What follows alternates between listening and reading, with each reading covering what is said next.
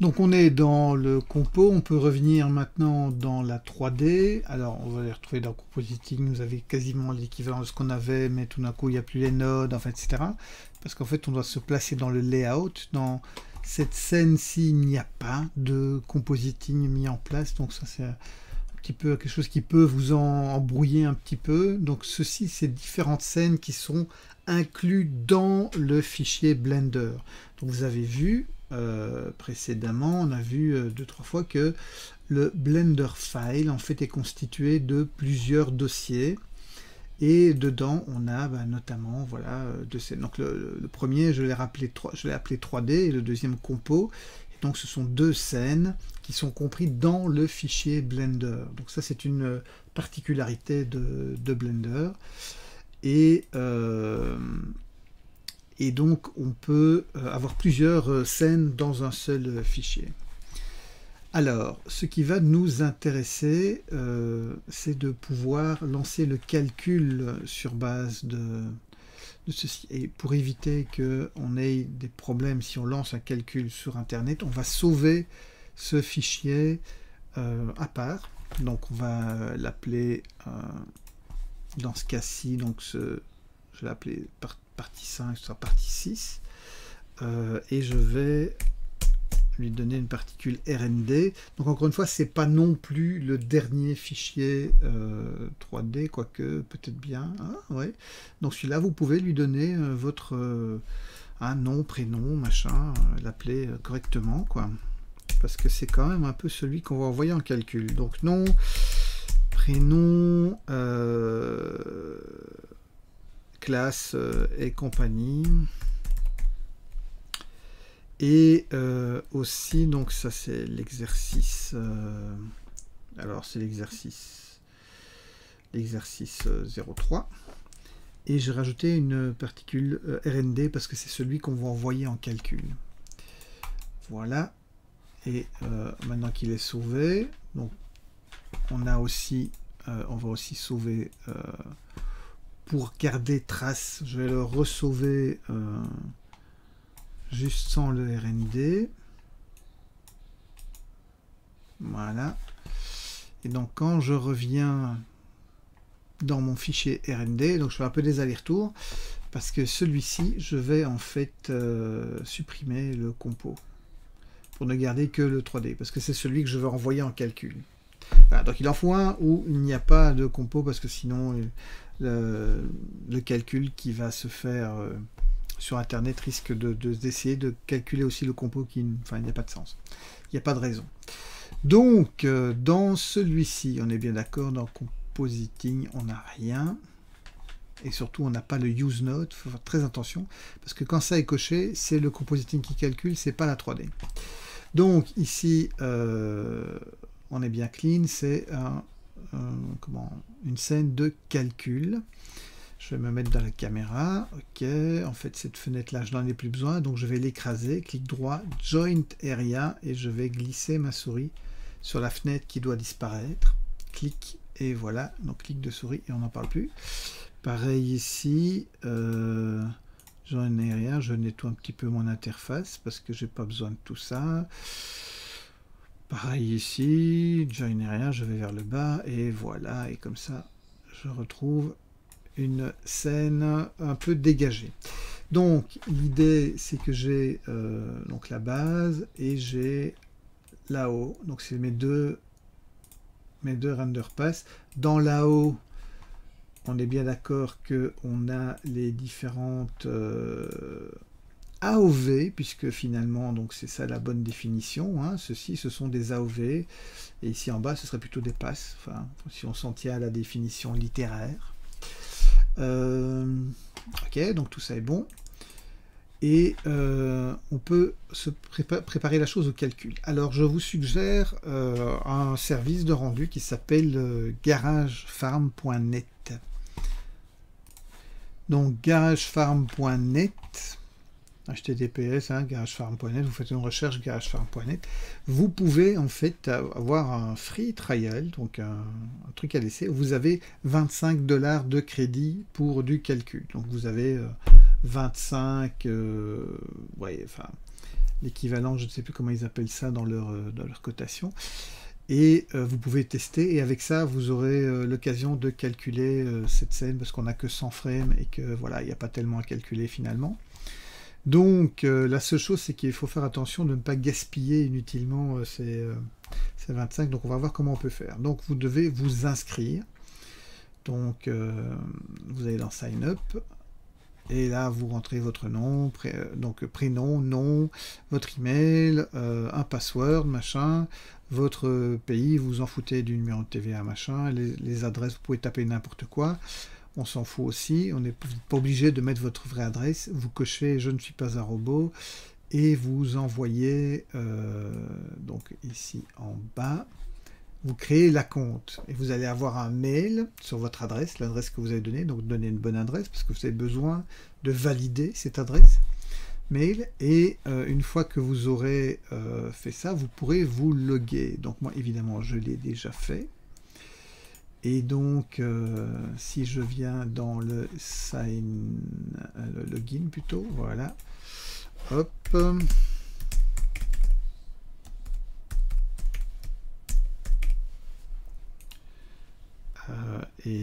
donc, mot de passe.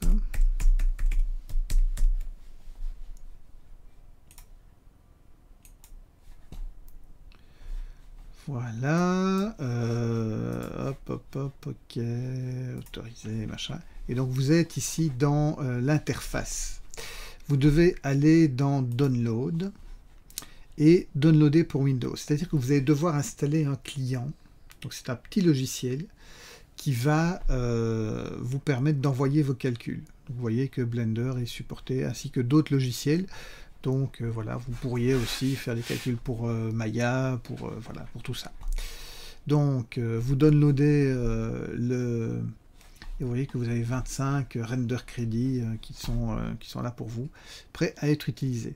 Donc vous downloadez cet utilitaire et vous l'installez. Donc cet utilitaire, ce sera... Donc vous allez avoir votre render beamer hein, dans votre dossier Node, vous installez ça. Évidemment ça à l'école c'est pas possible. Vous ne pouvez pas installer un logiciel sur les machines de l'école. Donc ça vous devrez le faire sur votre machine à vous, ou alors à l'école d'utiliser éventuellement plusieurs ordinateurs, parce qu'il y a beaucoup de chances pour qu'il y ait pas mal d'ordinateurs de libre, de fusque à cause du Covid, etc. Donc voilà, donc ça c'est une autre histoire, mais pour le moment, donc si vous êtes sur votre ordinateur à vous, vous pouvez installer ce render beamer. Ok, alors on peut l'exécuter, voilà, on autorise l'accès. Il va vous demander de choisir un dossier dans lequel vous allez pouvoir télécharger des dossiers. Donc faisons ici render farm, garage render farm peut-être. Ça peut être n'importe quoi le nom du dossier. Hein. Ici je mets ce pour m'y retrouver, sélectionner un dossier, voilà. Un dossier pour le... Ben, on va le mettre dans le même endroit. Voilà, on va créer un nouveau dossier. Temp.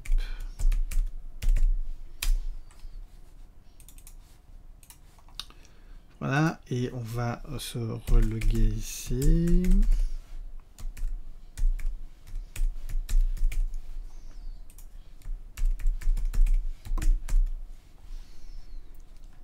Login, et là on doit installer la version, donc en fait notre version c'est Blender, fonction du logiciel, voilà, hop, alors je dois bien sûr couper Blender, donc ici je vais resauver pour être sûr, voilà, on ne sauve jamais assez, et je ferme, et je réessaye, voilà, et il installe, ok, donc il est installé, on peut installer sur plein de logiciels autres, hein, évidemment.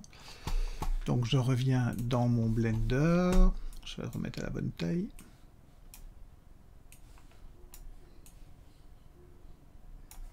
Par rapport à la capture, voilà, voilà, voilà. Et je vais rouvrir ma scène. Donc voilà. Et donc maintenant, j'ai mon render beamer qui est actif. Et dans mes préférences add-on, ça passe toujours par un add-on, dans render, je peux aller voir que j'ai un render beamer for Blender que je dois activer. Parce que bon, ça passe toujours par un add-on qu'on doit activer. Et à partir de là, dans le render, j'ai render beamer, beam up animation, etc. Donc, c'est comme ça qu'on va envoyer, on va beamer, hein, ça vient de Star Trek, hein, beam me up. Mais d'abord, il faut vérifier qu'on ait bien le Automatic Packing to Blend, qu'on n'a pas des fichiers qui traînent n'importe où, etc., qu'on a bien tous les fichiers dans notre scène. En fait, il va nous le dire, il va faire un petit rapport. Donc, quand on fait beam up animation, donc notre animation, elle part bien de 1 à 100, voilà. Donc, quand on fait hop, il nous dit ah, attention, il faudrait peut-être faire un premier rendu pour vérifier le coup. Ça fait rien, on continue parce que nous on va le faire sur le coup, enfin sur nos crédits de test. Alors notre beamer est là, il envoie notre fichier. Voilà, donc il a mis à peu près 20 minutes à uploader, même si par moment il m'a indiqué des 5 heures, 2 heures, 4 heures, 3 heures, enfin bref.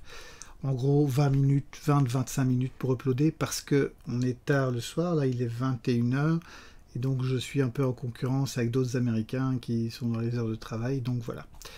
Ça c'est sans doute aussi ce qui influence, donc en journée ça devrait aller un peu plus vite. Donc je clique pour submitter.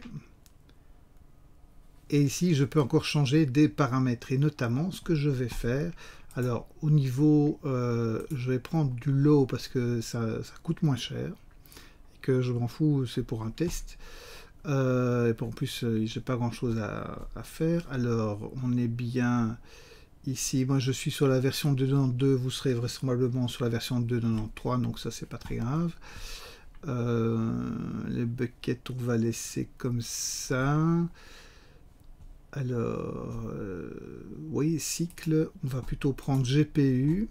Donc par défaut, il va augmenter les buckets, ça c'est très bien. Donc enfin, c'est le carré de calcul, quoi. C'est le nombre de pixels qu'il calcule à la fois.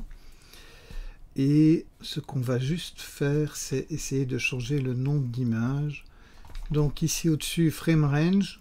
Donc ce qu'on va faire, c'est de 1 à 10. On va calculer 10 frames dans un premier temps pour être sûr que ça fonctionne. Et si tout se passe bien, si le job se submit bien, alors on calculera les 90 frames restantes. Donc voilà, je submit. Ouais. Ah voilà, il vient d'arriver. Donc il est là. Il faut le temps qu'il se charge. Et donc ici maintenant j'ai mon job. Donc il est actif. Il est nulle part, il progresse à 0. Donc vous allez avoir cette barre qui va se remplir en bleu. Donc voilà, il a fini son travail. Alors on va essayer de voir un rapport par rapport au nombre de temps qu'il a mis. Donc, vous voyez qu'il a consommé 3 fois rien sur ces images. Parce que je l'ai mis en low. Évidemment, si vous allez chercher du high ou du medium, ça va vous coûter plus cher. Là, ça veut dire que vous allez pouvoir garder des crédits pour faire d'autres calculs éventuellement. Donc voilà, j'ai relancé un calcul où j'ai calculé les frames restantes et grosso modo vous voyez que je n'ai pas consommé grand chose là, donc moins de 2 $ de crédit. Donc vous pouvez même le mettre en high, sachant que donc je l'ai calculé en low, et si vous regardez, donc il ne s'est pas lancé tout de suite parce que ça dépend aussi des slots disponibles. Donc si plein de gens se connectent sur ce site et commencent à lancer des calculs, ben forcément ça va retarder un petit peu les choses. Mais si vous lancez ça un soir, le lendemain vous l'avez d'office. Et regardez ici, en fait il a calculé ça en moins de 10 minutes, hein, donc les 90 frames en moins de 10 minutes. Mais voilà, il fallait que le slot soit disponible.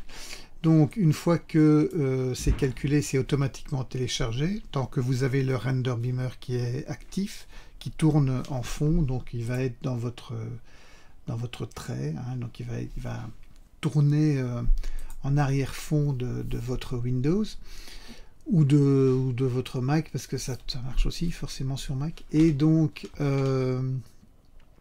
vous allez donc récupérer dans le dossier que vous avez prévu les 100 images. Et donc on va pouvoir aller un peu plus loin avec ça. Donc laissons Garage Farm et revenons dans notre scène.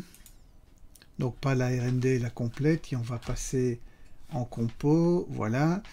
Donc on avait chargé l'image, si vous vous rappelez. Alors ici je vais refaire un peu le truc, parce que là j'ai déjà été un peu trop loin. Voilà, donc j'ai mon image, on avait ça. Et on va recréer ces nodes-ci. Donc ce sont des nodes images. Donc je vais dans Add, Input, Image. Et avec la roulette, hein, je zoome. Là je vais ouvrir donc ma séquence, donc qui est téléchargée dans mon disque, enfin dans mon dossier, dossier que je lui ai donné. Donc ouais, alors comme j'ai cloné mon, pour relancer le job, donc ici, en fait, j'ai cloné le premier job. Donc si vous venez ici, il y a moyen de faire un clone job et de lui donner donc un autre, comment, d'autres frames à calculer. Et donc forcément, il va mettre en deux dossiers. Donc le premier travail à faire, c'est de rassembler les images. Donc je vais venir ici, reprendre toutes ces images. Donc, CTRL A, voilà, couper. Et je vais les coller ici. Voilà. Comme ça, elles sont à un seul endroit. Ok, donc ici, je vais pouvoir ouvrir. Donc dans mon render, non, c'est pas là, c'est dans mon dossier de récupération de Garage Farm. Voilà. Ici, je vais prendre ma séquence. Et c'est une séquence qui fait 100 frames. Je commence à 1, il n'y a pas d'offset. Et vous voyez que par défaut, elle est sur le layer AO, parce que c'est dans l'ordre alphabétique et A commence avant B. Bon, on va le mettre sur le base. Donc c'est mon image couleur. Je vais dupliquer ce node, majuscule D, et celui-là, je vais le mettre sur le render layer AO. On va d'abord s'occuper du de la couleur ici. Donc, comment est-ce qu'on va faire la chose? Je vous ai dit qu'on avait on avait séparé les informations couleurs. Donc, si vous voulez voir à quoi ça ressemble, CTRL majuscule enfoncé et vous cliquez sur le node. Donc là, c'est le Combine. C'est ce qui, grosso modo, c'est ce que vous aviez vu dans la preview dans la 3D. L'alpha, donc ce qui va découper les éléments 3D du fond. Le diffuse direct. Le diffuse indirect, donc c'est la lumière réfléchie. Le diffuse color. Le glossy, donc tout ce qui va concerner les réflexions, enfin les éclats de lumière. Le glossy indirect, donc c'est la manière dont la lumière qui rebondit sur le sol vient éclairer la voiture et créer des reflets. Le glossy color, donc bah oui, on a c'est majoritairement blanc, parce que le blanc ou un peu gris, puisque mes éclats de lumière ne sont pas colorés. Et au niveau de la transmission, bah, il y avait un peu de transparence dans le comment dire, dans les feux arrière là. Donc il y avait quand même un petit peu de transmission, donc c'est bien qu'on l'ait fait. Alors comment est-ce qu'on va utiliser ces passes et comment est-ce qu'on va pouvoir éventuellement agir dessus? Donc l'idée c'est que on va utiliser une formule, et la formule est donnée dans les documents de Blender. Donc je vais vous montrer cette image. Donc, si vous allez dans les docs de Blender, vous avez comment vous devez combiner les choses. Donc, en fait, en gros, l'idée, c'est que on additionne le direct et l'indirect et on multiplie le résultat de cette addition, on la multiplie par le color. Et on fait ça pour le diffuse, le glossy, la transmission, et après, on additionne tous les résultats. Alors si on a de l'émission et de l'environnement, il s'additionne aussi. Et on retrouve l'équivalent du combine. La seule chose, c'est qu'en ayant fait ces opérations-là, on peut agir sur chacun des paramètres et peut-être diminuer un peu le glossy direct, augmenter un petit peu le glossy indirect, peut-être changer la couleur du glossy color, peut-être, enfin voilà. On peut faire un tas de choses par rapport à ça et donc agir sur le résultat du calcul. Et donc c'est ce qu'on va faire. Donc on va additionner le direct et l'indirect. Donc pour ça on va chercher un color mix et on va le mettre en add. Add, voilà. Et donc on a l'indirect et le direct. Et ce résultat va être multiplié par le color. Donc je vais dupliquer ce node et au lieu de add, je vais chercher multiply et j'ai le résultat et j'ai le color. Voilà. Alors je vais fermer ces nodes. Donc là, il y a un petit triangle qui permet de fermer ces nodes pour ne pas que ça prenne trop de place. Donc là, j'ai le premier résultat. Si je prends ces deux nodes-là, que je les duplique, ben, je peux faire pareil pour le glossy. Voilà. Et je vais encore les dupliquer. Et je vais faire pareil pour la transmission. Alors ici, on va détacher ça. Donc voilà. Alors l'idée c'est que maintenant on doit additionner ces différents nodes. Et donc je vais reprendre un de ces nodes que je vais mettre en add.